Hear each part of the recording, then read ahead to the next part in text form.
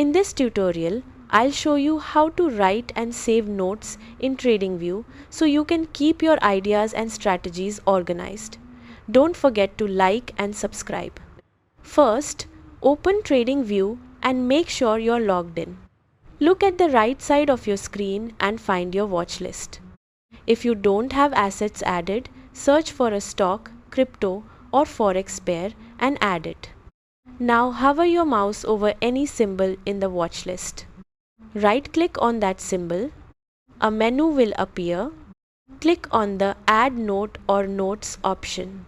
A text box will open. Type your note like trade ideas, price levels, or reminders. Keep it simple and clear so you can understand it later. Once done, click Save or Add. Your note is now linked to that symbol. You can come back anytime to edit or update it. This helps you track your thoughts without using external apps. Now your trading workflow is more organized and efficient. Subscribe for more Tradingview tips and tutorials.